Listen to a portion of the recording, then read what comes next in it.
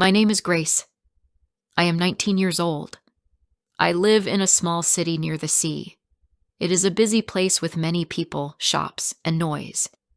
I live in a small apartment with one person. His name is Paul. He is not my real father, but I call him Dad. He took care of me since I was 2 years old. He is the only family I have. Paul is not like other people. Some people say he is slow. Some say he does not speak like a grown man. But he has a kind heart. He always smiles. He sings when he washes dishes. He makes tea for me in the morning. He tells me, "Grace, you are my sunshine." I always smile when I hear that. He cannot read books. He never went to school, but he walks me to the bus stop every day. He waits for me after work. He brings me my favorite juice when I feel sad. Some people laugh at him. They say, "Is that your father?" He looks strange, but I don't care. He is my world. He works at a small shop in the town. He helps the owner clean and pack boxes. The pay is small, but he is happy to work. One day, my life changed. It was a Friday. The sun was hot. I went to the bakery after work. I wanted to buy bread for dinner. As I walked home, I saw something strange. A police car stopped near the corner shop. I saw 2 officers go inside. Then I saw them come out with Paul. His hands were behind his back. He looked scared. He looked around like a lost child. Then he saw me. "Grace!" he shouted. "I didn't do it." I ran toward him. "What's happening?" I asked the police. One man said, "He stole money from the cash box." "No," I said. "That can't be true." My father would never steal anything. They pushed him into the car. Paul cried, "Grace, I don't know why this is happening." I stood there, frozen. My hands were cold. My heart was fast. People on the street looked at me. Some whispered. Some pointed. I wanted to scream. That night, I sat on the floor. I did not eat dinner. The bread was still in the bag. I stared at Paul's shoes near the door. His teacup was still on the table. His jacket was on the chair. But he was gone. I held his old sweater. It smelled like soap. I remembered the songs he sang while washing the floor. I remembered how he laughed at old cartoons. I remembered how he cried when I hurt my knee as a child. I went to the police station early the next morning. My eyes were red. My voice was dry. I said, "Can I see my father?" The man behind the desk said, "You are too young. Go home." "He is not a thief," I said. "He did nothing wrong." The man looked at me. He looked tired. He said, "There was money missing. He was the only one in the shop. That's all we know." I sat outside the station for hours. I didn't care about the time. I didn't care about food. I just wanted to see him. Later, an older man came out of the side door. He wore a gray coat. He had keys on his belt. He looked at me kindly. "Are you waiting for someone?" he asked. "Yes," I said.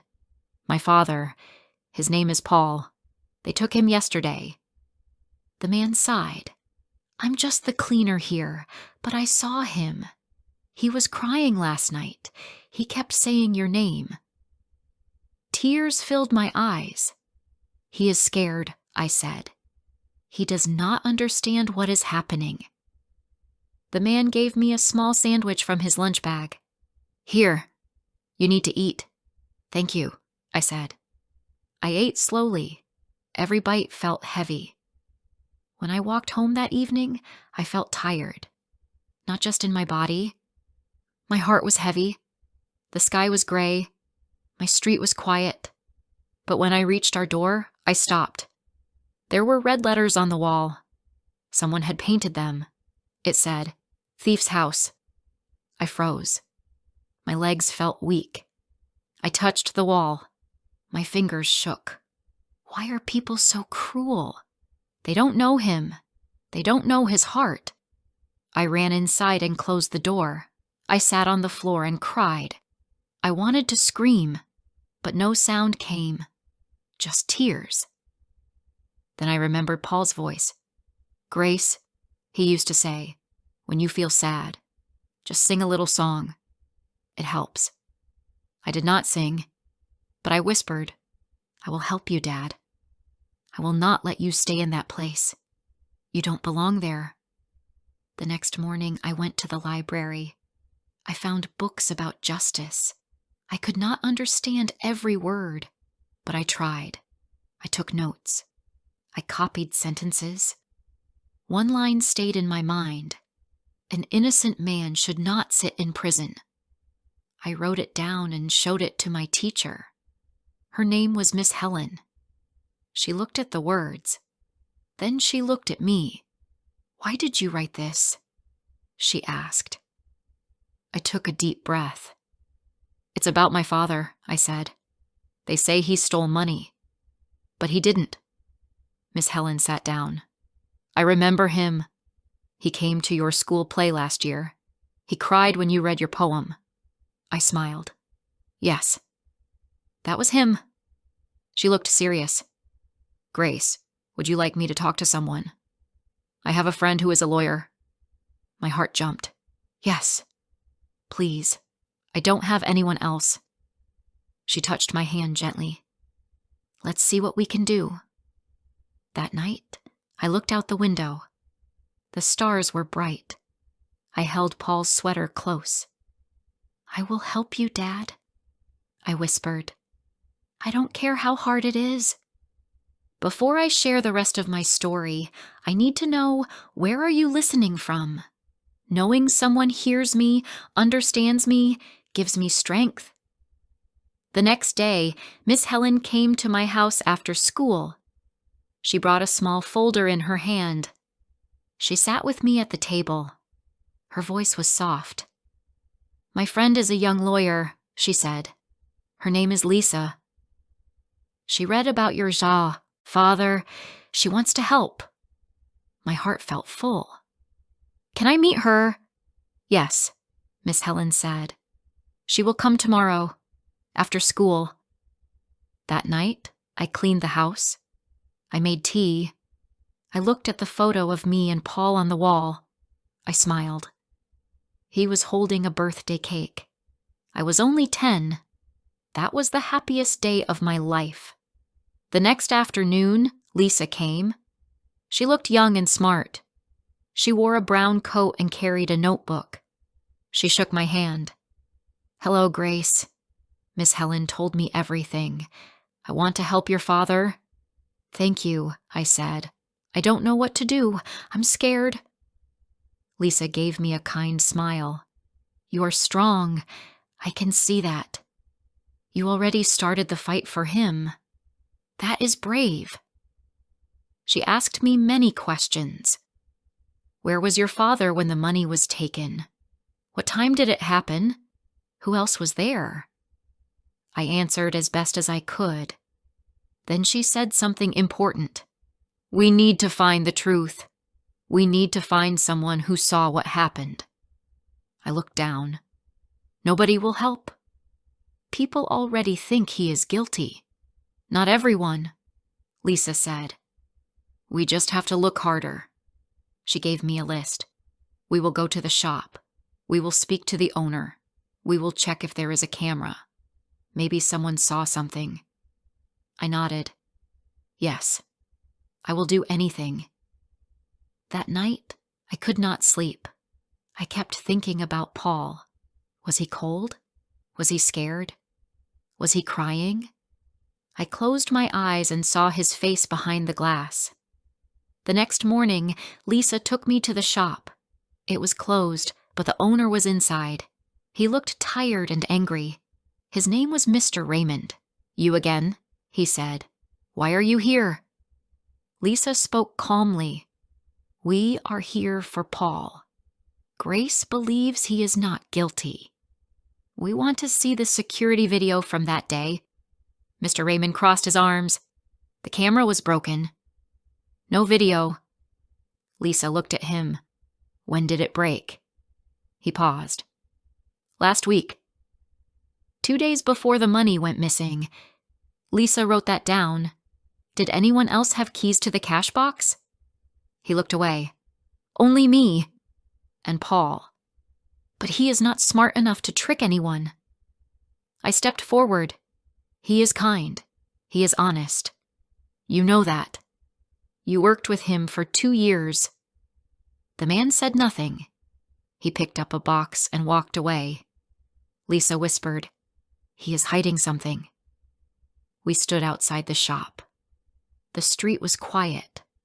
Lisa looked at her notebook. Next step. We talked to people who were there. Maybe a neighbor, a customer, anyone. That afternoon, we knocked on many doors. Some people closed their doors. Some said, "Sorry, I saw nothing." But one woman said, "Wait." I saw something strange that day. My heart beat fast. What did you see? She said, I was near the shop. I saw a man come out fast. He wore a black jacket. He looked around and walked away quickly. Did you see Paul? Lisa asked. Yes, the woman said. He came out a minute later. He looked confused. He kept looking at the cash box in his hands. Lisa gave her a paper and pen. Can you write a short note? Just what you saw? The woman nodded. Yes, I can do that. I thanked her. You have no idea how much this means. We went back to Lisa's office. She looked at the note again and again. Paul came out second, she said. Someone else was in there first. Maybe that person took the money. Paul just found the box. I closed my eyes. Yes, that makes sense. He would never take it. He was just scared. Lisa called the police station. She asked for a short visit. She said, I need to speak to Paul with Grace. Please, just 5 minutes. The next day we went to see him. My hands were shaking. I felt cold inside. We sat in a small room. Paul was brought in. He wore gray clothes.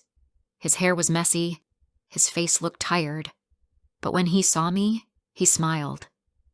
Grace, he said, you came. I ran to the table. I wanted to hug him, but we were not allowed. I miss you, Dad. I miss you too, sweet girl, he said. Lisa spoke kindly. Paul, can you tell us what happened that day? He looked down. I was cleaning the back room. I heard a noise. When I came out, the cash box was open. Some money was missing. Did you see anyone? Lisa asked.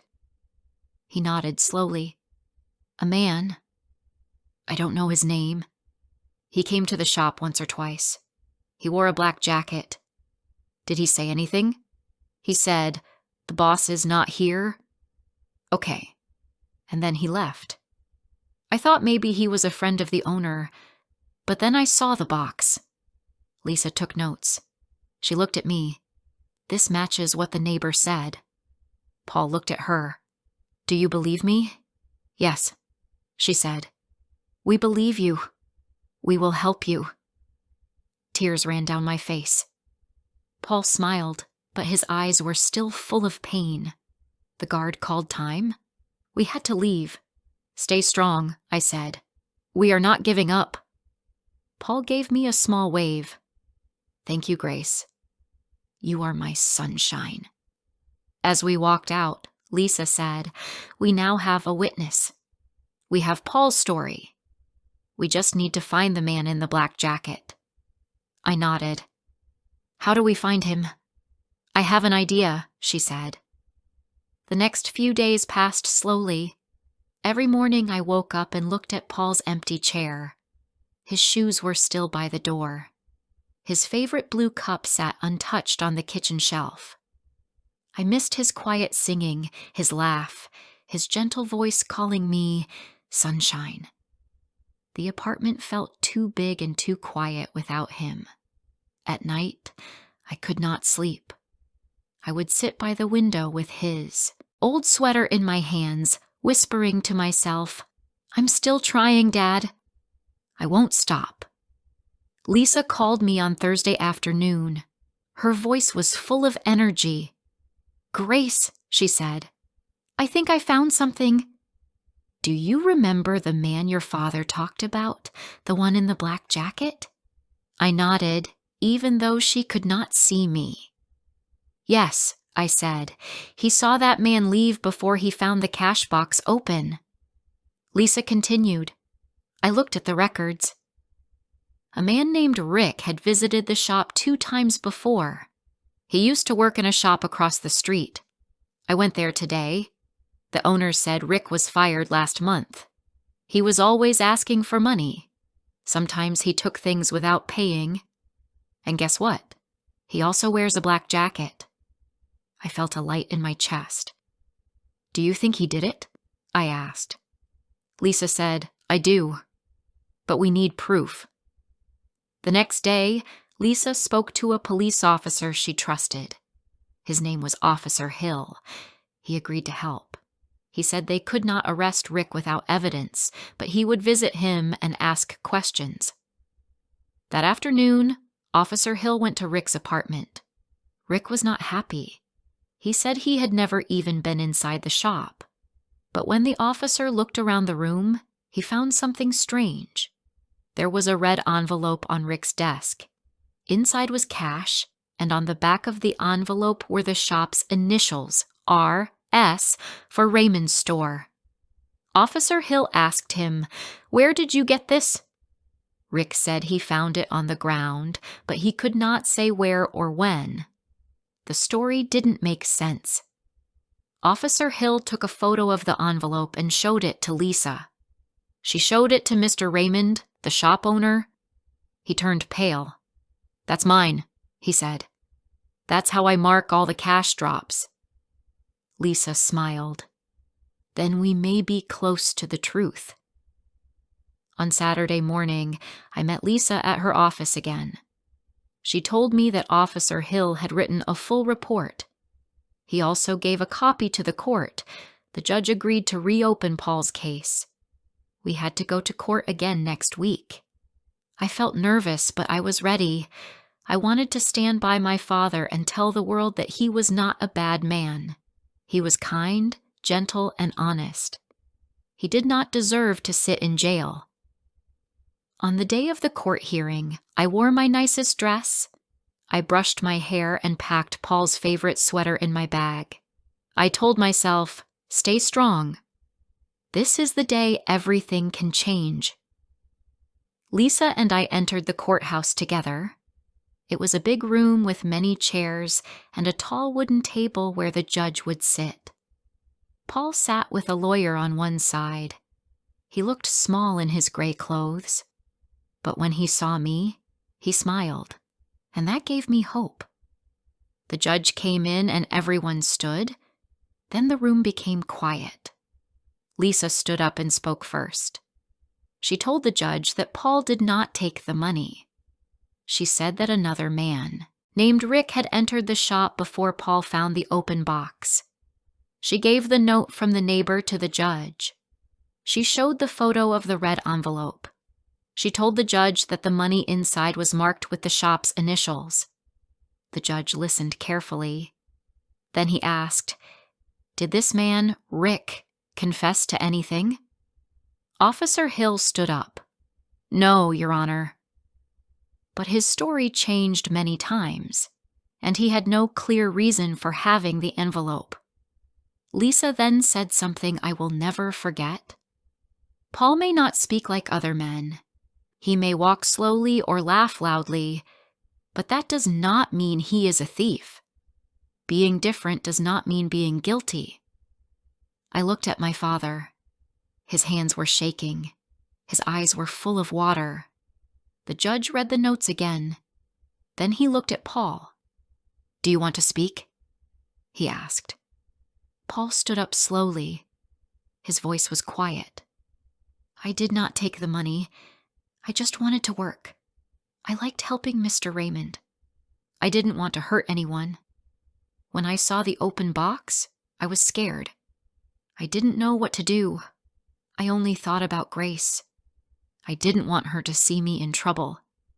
Then he sat down. The room was silent. The judge looked around. Then he said, "Paul, you are free to go." I could not breathe. I felt like time had stopped. Then I stood up. I ran across the room. I ran into my father's arms. He held me tight, and we both cried. "I told you I didn't do it," he whispered. "I know, Dad," I said. "I believed you from the start." Lisa smiled at us from the side. Officer Hill gave a small nod. Some people in the room clapped. Others wiped their eyes. Mr. Raymond looked down and said nothing. We walked out of the courthouse together. The sun was bright. The air felt clean. For the first time in weeks, I felt light. I felt safe. We went home. Paul opened the door slowly. He looked around the room. He saw his blue cup, his jacket, his old shoes. He smiled. "Home," he said. I nodded. "Yes, Dad. You're home." I made tea and we sat by the window. He looked at the birds and hummed a small tune.